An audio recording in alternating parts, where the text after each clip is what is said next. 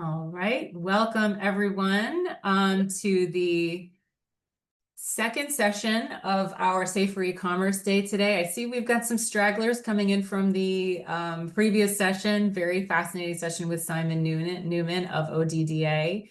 And so we're going to give people just a minute to come on in. But I'm very excited to introduce today Tim Buckingham. Tim is specializing in financial regulatory and payments, and he has over 30 years of experience advising financial services clients. He's also a regular speaker on the international circuit. And after his career as a partner at two global firms, he established a boutique law firm focusing on financial services companies and commercial concerns, where he now provides expert advice on corporate, M&A, financial services, commercial, employment, and immigration matters. So we have a real legal here today, and we're very excited to have him here to talk to us about the new rules of digital commerce, something that was touched on a bit in the last session, but that will be greatly expanded on here by Tim. We're going to be talking about, he will be talking about fraud, ads, identity, and the OSA DSA era. So with that, I am going to have him take it away. Thanks, Tim. Welcome. Thank you very much indeed. Thank you, everybody. Absolutely delighted to talk to you today about the DSA and the OSA, which are relatively new pieces of legislation. Now, the reason why there's two pieces of legislation is courtesy of Brexit. What Brexit meant was that any laws that were passed in Europe weren't effective in the UK. The UK was going to be allowed to self-govern again, which is very nice of Europe to allow us to do that. So we've had to bring out our own legislation, which is not the same as the DSA. So the OSA is the UK version. The DSA is the European-wide version. Needless to say, that creates huge complications because with e-commerce, the very nature of e-commerce means that you can provide your services across multiple jurisdictions, and because there are differences in the legislation, it's actually very difficult to work out where to set the bar in terms of how you are going to comply. So why was there a need for legislation in the first place? Well, it's the obvious answer, particularly in relation to children and the exposure of children to inappropriate content or to inappropriate messaging that was going to them. And the statistics are horrendous. Apparently 100% of children by the age of 13 had access to hardcore pornography. And that is something that clearly couldn't be allowed to continue. The online sites weren't, it was felt, doing enough to protect children from this kind of protection. Visa and MasterCard did what they could with the likes of Pornhub and essentially took away their ability to process transactions. But there was no real sense that things were being policed in the way that they should be. And you only had to open the newspaper every day and you would see an instance of cyberbullying or inappropriate behavior, and the rise of things like paedophilia networks targeting young people. So they had to do something about it, and what they came up with was the two pieces of legislation. And my computer isn't working. There we go. So the Online Safety Act, which is in the UK, and the Digital Services Act, which covers all of Europe. All that you need to know about them is that they are both fully in effect from now. They were actually slightly staggered as to how they came into force, but they're both fully in effect and apply to every provider, essentially, of e-commerce digital content, which can be shared, and we'll go into that in more detail a bit further on. Now, the key to the legislation is it creates criminal offences in relation to individuals. You can't really police individuals too much, But so what they've done is they've focused upon the providers and placed obligations on ISPs, online search engines, dating sites, etc., to try and make these places a safer environment for people to be engaged in. Dealing with the DSA had a very lofty goal. They wanted to prevent the illegal and harmful activities online and the spread of disinformation. Disinformation is quite important. It's you will know it as fake news, and the legislation is designed to stop that kind of thing being put into the general domain for people. Now, illegal. If you think about Europe as being like the US in terms of states, and each country in Europe is a state, then in Europe, what may be illegal in one country may not be illegal in a different country. So illegal, unfortunately, is open to definition, but at least that's rather black and white. Harmful is a far more subjective test and a more difficult test for people to start to apply. I mean, how do you decide whether something is actually a harmful activity? You have to take into account who's actually receiving that information. Is it likely to harm them? Are they a vulnerable person? Is it more likely to harm them? And therefore, working out what constitutes illegal and harmful, unfortunately, and the DSA is not completely straightforward. Who does it apply to? It's not my style of approach, everyone, just to read these slides out. These slides will be available afterwards for people who want to actually have a look at them. But essentially, it applies to anyone involved in providing an e-commerce ability to communicate with other people. It applies to online marketplaces, any kind of hosting services, and then obviously internet service providers as well. So it's a really broad brush. And in Europe, they actually then set a specific set of rules out for what they called very large online platforms and very large online search engines to cover the likes of Facebook and TikTok and Google and Amazon. In the guidelines, the target was for legislation to apply for all online platforms, but the focus really has been in relation to making sure that underage users don't have access to adult content. And what that's led to is a big rise in actually verifying people's age before they can get access to content. I'll talk a bit later on about how effective that has actually been. But this is where I'm afraid lawyers don't do themselves any favors. So one of the issues that here is whether the regulations apply purely to images or whether they apply to content. I'm not talking about sending vicious messages here. I'm talking about whether if you join an online dating site, for example, whether you have to age verify before pictures can be shared. And there's an ongoing debate at the moment as to whether or not the DSA doesn't apply to simply messaging, but does apply if it comes to the point where where photos are going to be shared between users who have joined the dating site. Now, by the time you get to that stage, the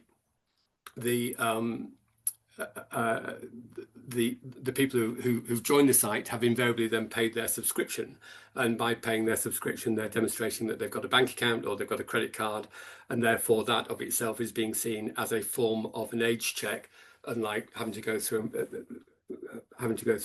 a different process. And that's really I don't think that's overly helpful or healthy, because it does mean that you don't necessarily have to go through an age check right at the beginning of a process. and most of the online dating sites and most of the participants are looking at things like this because it's all about not putting users off for buying their product. And if they have to age verify in the first 5 minutes, that just leads to people deciding not to do it. And there's no doubt at all that the likes of Pornhub have seen a reduction in the number of people who are actually accessing their sites from the UK and Europe, because people don't want to go through the age verification checks. But if you can actually come up with a way of saying, well, actually, they can't see, they can join the site, they can go so far, and then by the time they can actually see something harmful, they'll have proven that they're over 18 because they've had to pay a subscription fee of some form. Personally, I don't think that's overly helpful, but that's very much a work in progress at the moment, and people are trying to work through that particular issue. So the obligations placed on every party are they're fairly standard. This is for Europe, just as a reminder.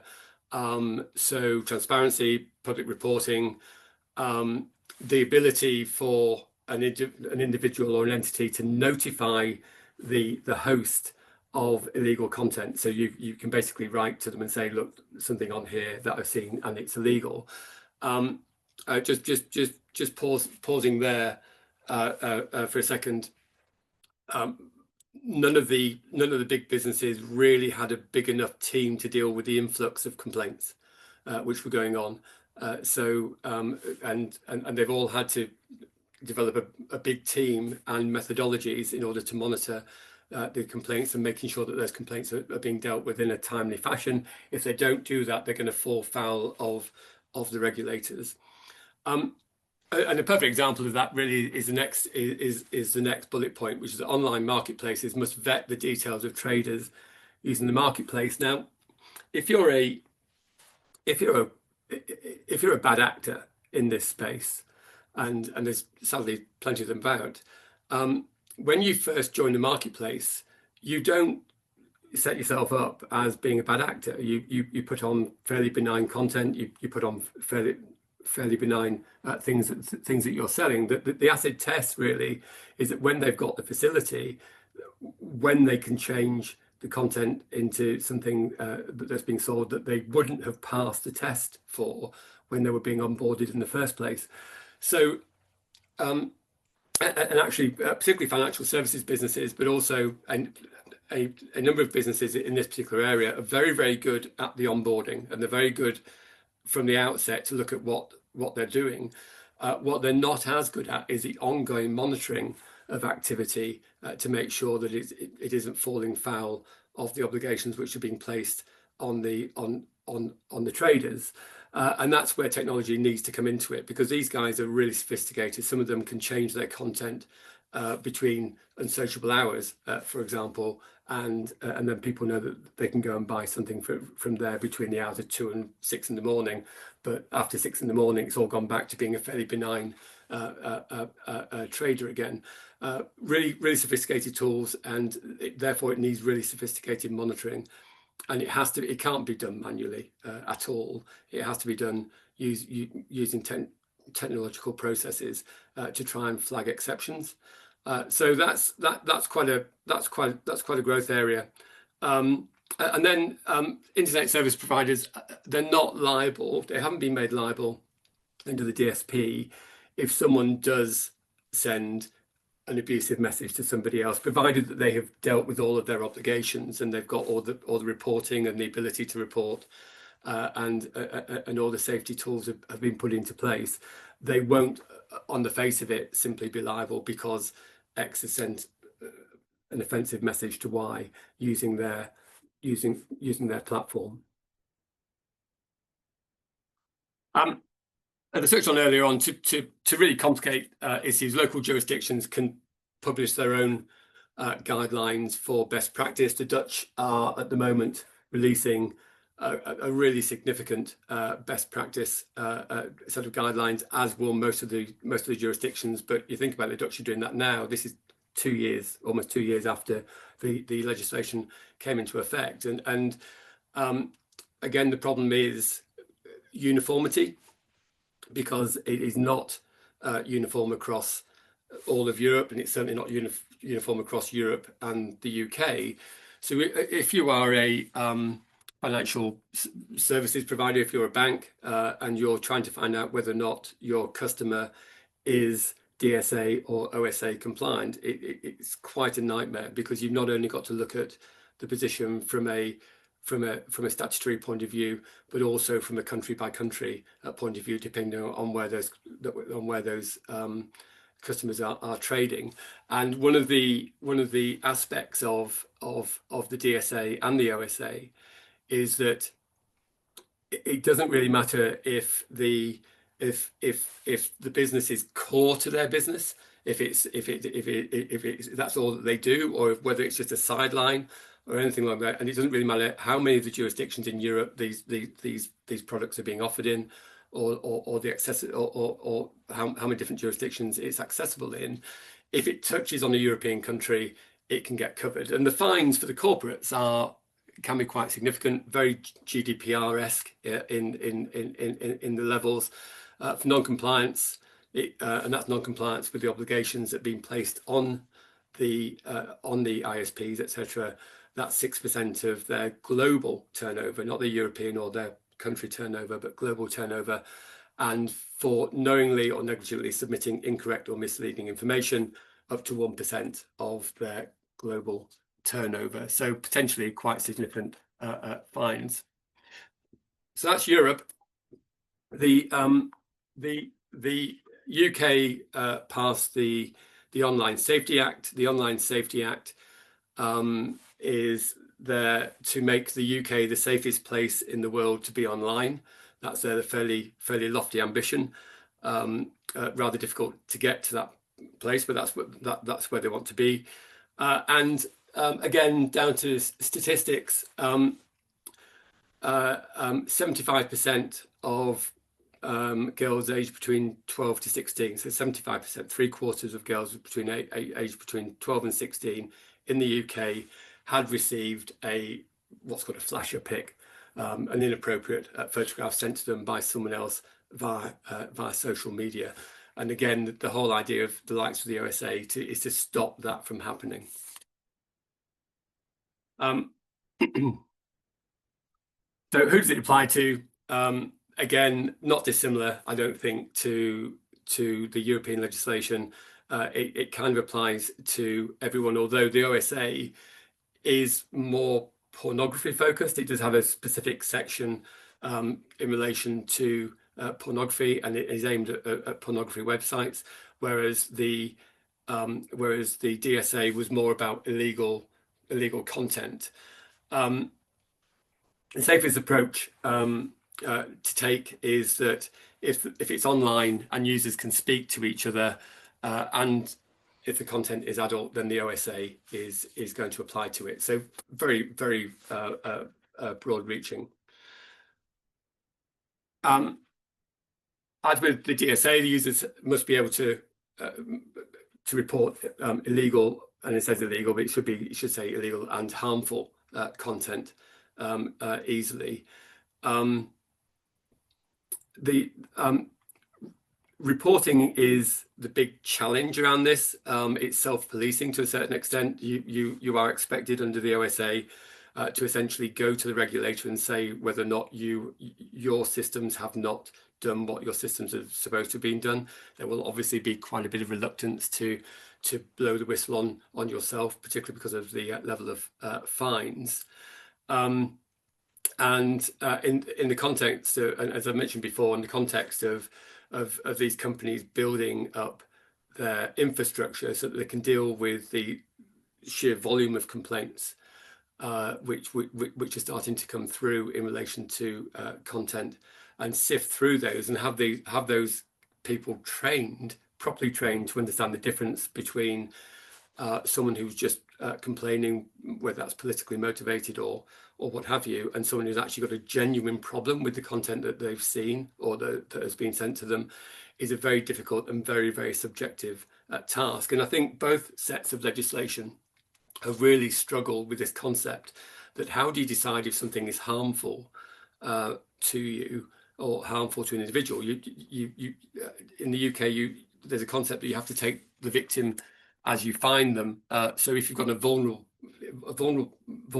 easy for me to say, a vulnerable person, it is the bar is somewhat higher. They are more protected, and they ought to be more protected than someone who is perhaps a bit more robust. But one of the criticisms of the OSA and the DSA is it does create, they both can create a bit of a complainer's charter. And certainly in this day and age, and if you read my own TripAdvisor reviews, I'm as happy giving a negative review as I am giving a positive one.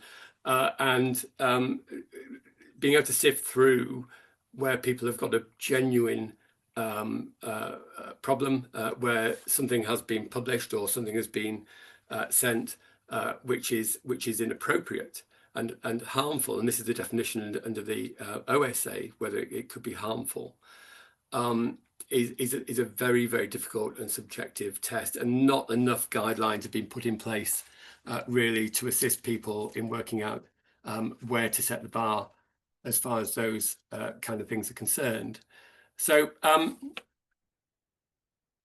the obligation placed on UK companies, first of all, by March 2025, they had to do an assessment of the risk of criminal content being present on their services. Now, you'd like to think they were on top of that anyway, but the fact that they've had to be ordered to do it by legislation speaks for itself.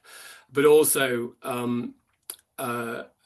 whether children, and by 16th of April, whether children were likely to access those services. And from the stats I was telling you about earlier on, the answer is most children were likely to access the services. And then age assurance techniques can only be deployed if they are highly effective in blocking children accessing the service.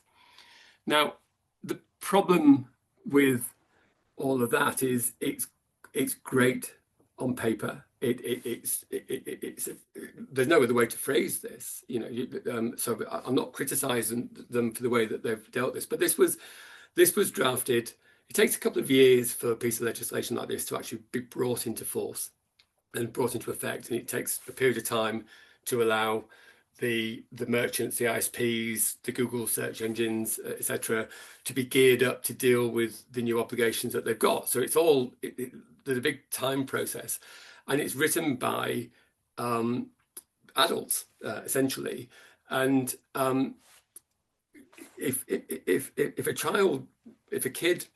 a 15-year-old boy wants to get access to pornography, then the only thing really stopping him from doing so at the moment is an age verification technique. So I was reasonably not surprised, but disturbed to read that VPNs, which are virtual private networks, since this legislation has been brought into force, so since the 16th of April 2025, the sale of VPNs has increased by 1,400%. Now, for those of you that don't know what a VPN is, if you subscribe to, if you want to watch live sport in the UK, it's actually owned by various providers, and they're all subscription models. So you have to pay £20–30 a month to be able to get access to the Premiership, to watch Premiership football, for example. But if you have a VPN, you can pretend to be in Singapore, or you can pretend to be in any number of different Asian countries, or indeed any country in the world. And there's plenty of countries in the world where the Premiership is streamed live and for free. So VPNs were becoming quite popular because kids wanted to watch the Premiership, didn't want to pay a £30 subscription fee to do so, and therefore they got themselves a VPN account, which allowed them to pretend to be in Singapore, and then they could just watch the football as they wanted. Now, since age checks have been put in place in relation to adult websites, as I say, VPN sales have gone up by 1,400%, and that's the way the kids have got around it. Kids know how to get around things far better, and they're far more technically savvy than I certainly am. So you've got a piece of legislation that says you've got to put something in place. Everyone puts into place age verification. That's the only technique you can put in place. And the kids would just say, well, that's all very interesting. I'm just going to pretend that I'm in Singapore and actually watch it anyway. So as we'll see a bit later on, not being really as effective as it might have been, I'm afraid. Important, I'll put the last thing in. It's now illegal to knowingly send false information with the intent to cause non-trivial psychological harm to a likely audience. So that's a fake news offence. Donald Trump would have a field day with this. But we'll see how that has been really called into question as to how you actually enforce that and how that should be applied. Just a tiny bit about Ofcom. Ofcom are the UK regulator and it's their job to enforce the OSA.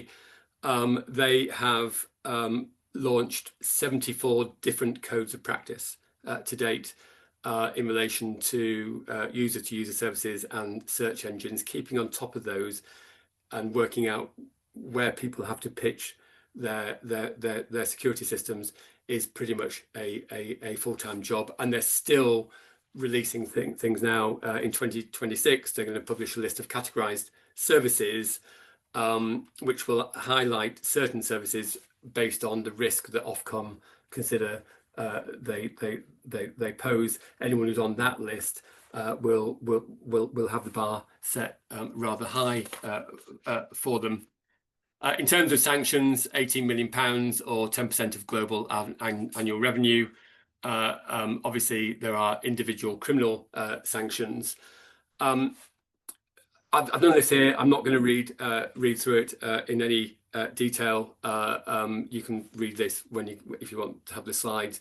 But this highlights that the OSA and the DSA are different in a large number of ways. I think the important one is the one at the bottom. The DSA only applies to illegal content. The OSA, the UK version, applies to illegal content, but also content that is harmful to children. So it's a much broader test. How successful has this been in the UK? Well, the answer is not nearly enough. And to show you how ridiculous this can be in terms of how the police really haven't understood how to enforce this properly yet. There was a TikTok user who claimed on his TikTok account he has 700 followers, and he claimed that he was running for his life from rioters in Derby. Completely untrue. He wasn't running from his life. He wasn't even in Derby at the time, and he got jailed for that because he was spreading disinformation that was likely to cause upset or anxiety.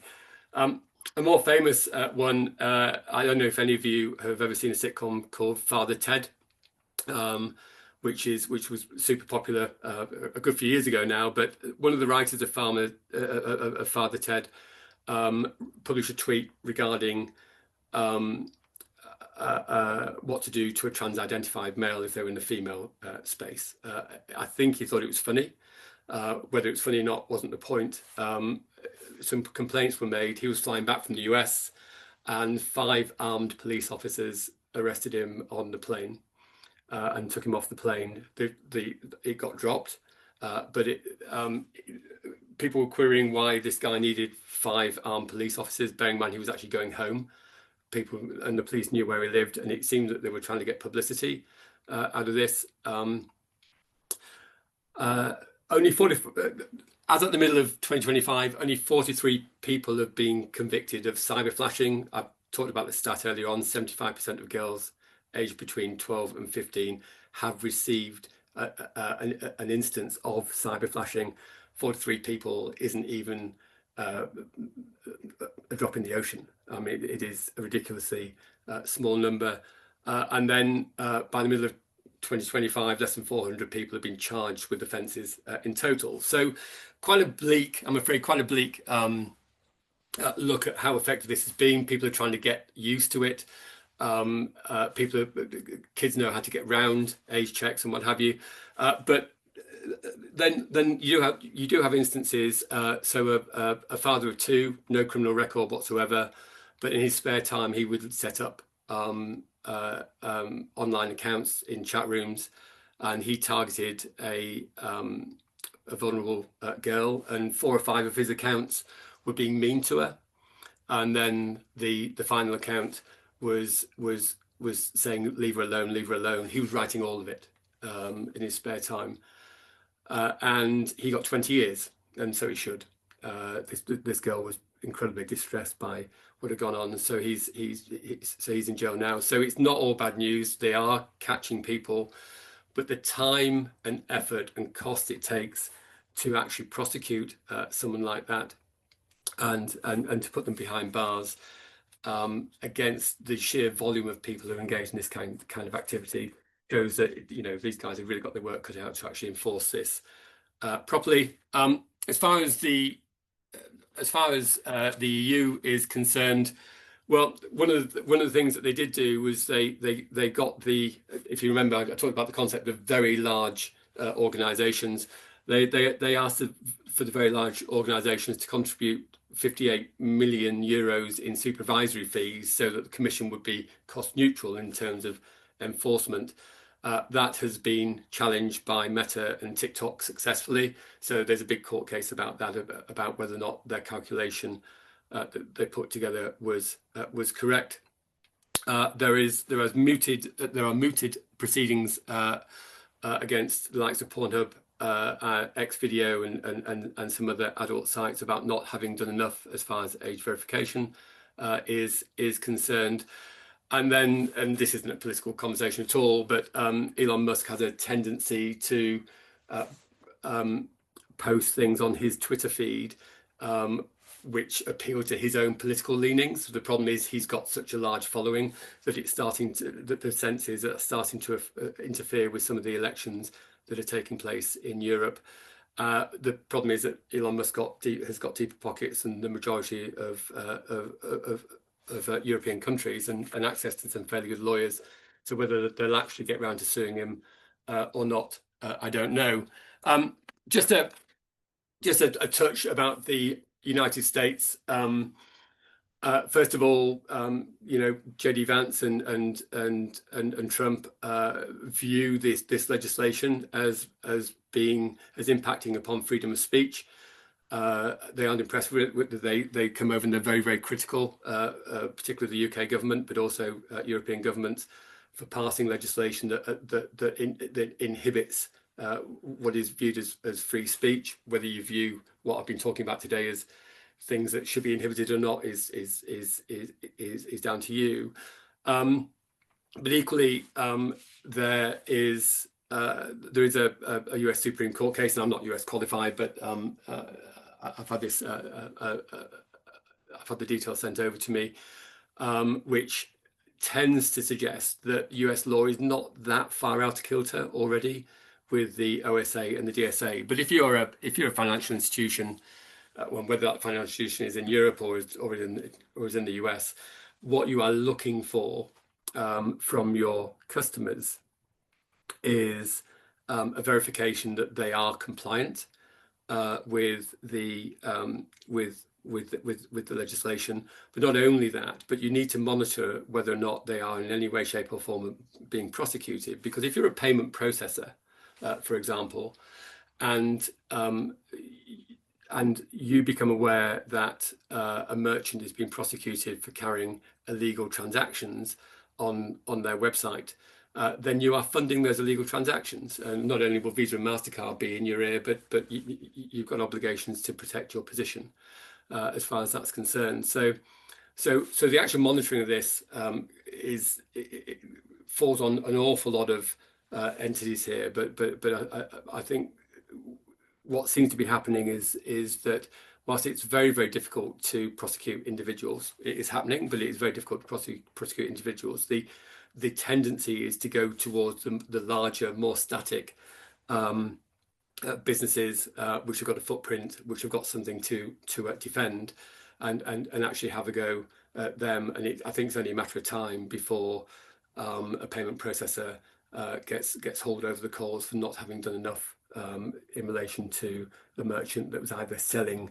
the wrong types of goods or was involved in some way in something which was a transgression of either the OSA or the DSA. So that's it. I think I'm there time wise. Melissa, I don't know if you want to. Hello, my friend. You did an Hello. amazing job. Thank you.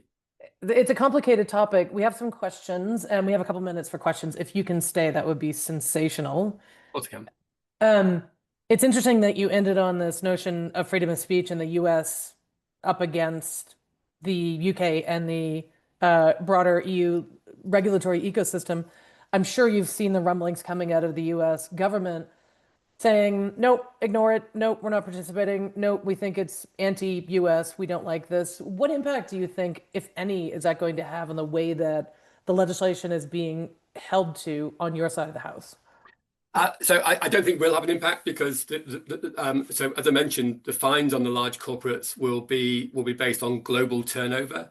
If you've got a European footprint or a UK footprint and you don't comply with the European law and UK law, you're going to be in trouble, whether or not you're based in the US. Okay, the fact is, if you've got an arm over here, they will form the view that you are under their purview. This isn't an anti-American sentiment at all, but there's no doubt at all that the European countries will want to be seen to be doing something about a problem that they think is happening in Europe. And if it's a US company and the US company says, I don't care what you think, it's okay for me to do this in the US, that's not going to be a good defense.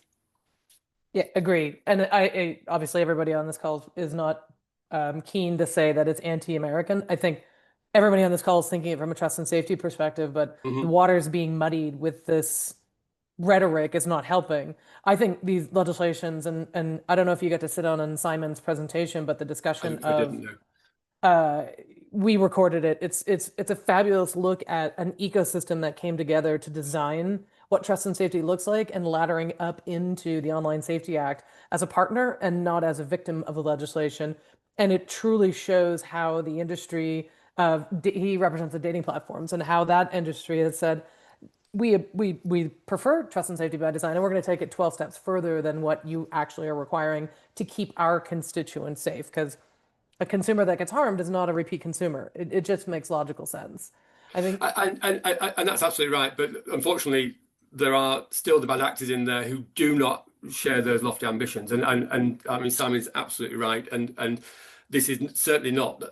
A lot of the businesses out there haven't viewed this as being what's the league minimum we have to do to be compliant with this. They're actually looking at this saying, there's a problem, we're part of that problem, how do we help to solve it? So they're using this as a template.